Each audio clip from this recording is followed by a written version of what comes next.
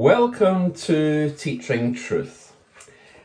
Had you been in the 5-mile, 14-hour queue a few weeks ago on the south bank of the River Thames, waiting to pay your respects to Her Majesty Queen Elizabeth II lying in state in Westminster Hall, the view in front of you would have been of an endless queue, a natural obstacle hindering and stopping your progress.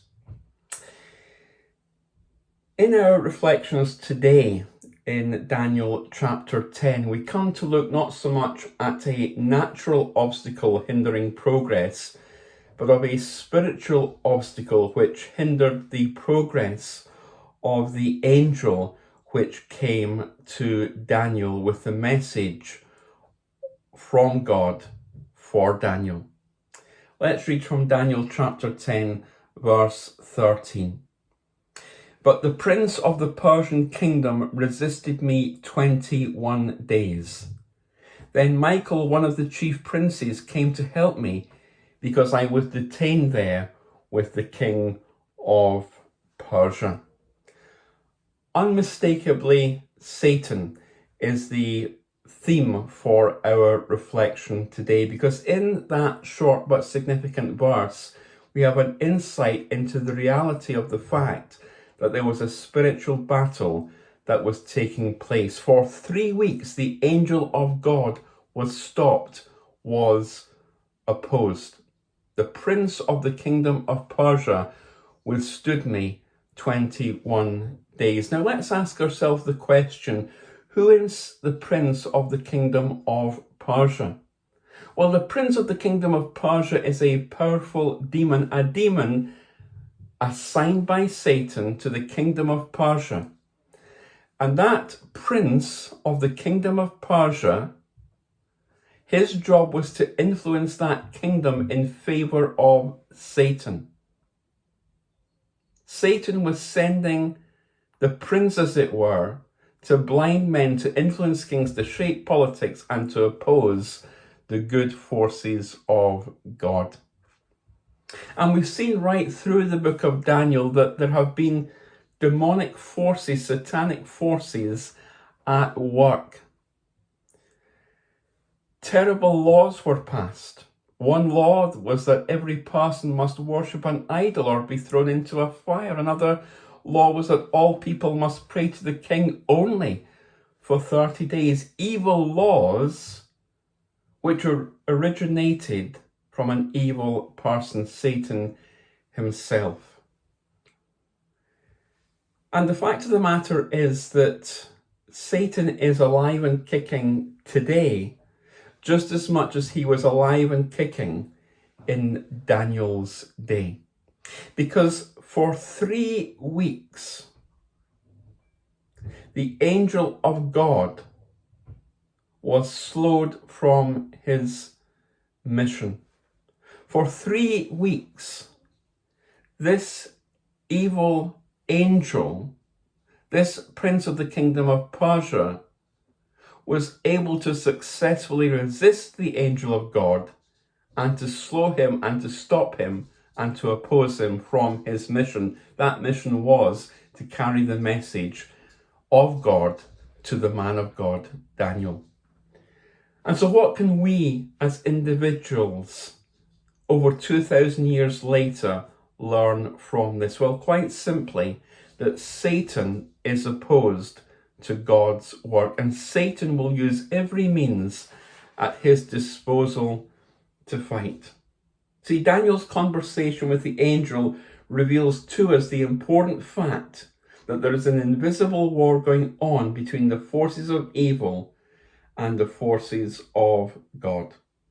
For 3 weeks, Daniel had been praying for wisdom to understand the visions he had already seen, but the answer to that prayer was delayed. Why did God not immediately answer Daniel? Well, quite simply because the prince of the kingdom of Persia, an evil angel, had attacked the angel bearing the answer, who we think was probably Gabriel. And the evil angel was assigned to see to it that the king of Persia did what Satan wanted him to do. Make no mistake about it. Satan is unmistakable. Satan is real. Satan is alive and kicking. Jesus himself took seriously the reality of Satan and his demonic forces, and so should we. And that doesn't mean that we should blame every headache and every cough on a demon, not at all. But it does mean that we should respect Satan's power. He's described as a roaring lion in 1 Peter 5:8, and we should also be aware of his slippery subtlety, if I may put it that way, like a serpent. 2 Corinthians 11 verse 3. You see, Satan will seek to slither in, and Satan will seek to disrupt God's work, and he will use every means at his disposal. His prize is the control of the minds of men and women, of boys and girls, and that's why we are to be transformed by what?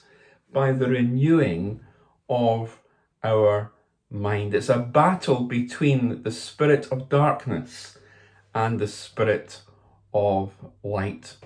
And the spirit of darkness will stoop at nothing to destroy not only your life, but your testimony.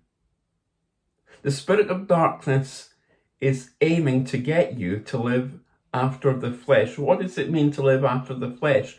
Well, it means to live a selfish, hedonistic, and lustful life.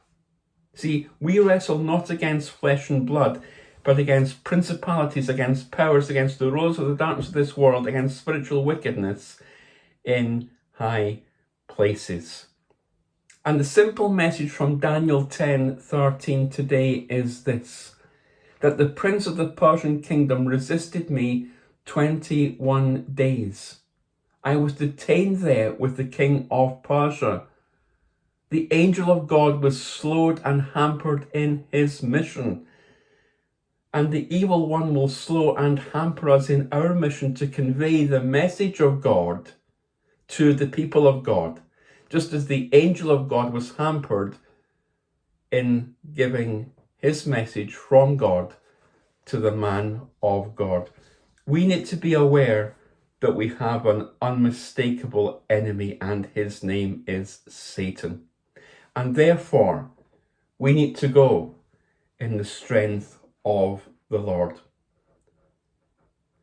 We have friends in the Salvation Army who often sing this hymn, and it's very, very true, and it reminds us that we need to go in the strength of the Lord when dealing with the unmistakability of Satan. The words of the hymn go like this: I'll go in the strength of the Lord to conflicts which faith will require.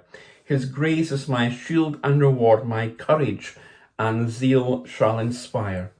Since he gives the word of command to meet and encounter the foe, with his sword of truth in my hand to suffer and triumph, I'll go. I'll go in the strength. I'll go in the strength of the Lord. I'll go in the strength. I'll go in the strength of the Lord.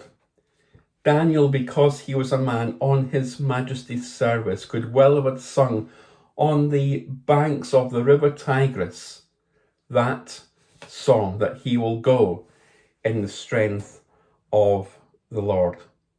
The angel of God went in the strength of the Lord. And may it be true of us that we could sing that song too, whatever banks we may be standing on, that we would go in the strength of the Lord, recognizing the unmistakability of Satan.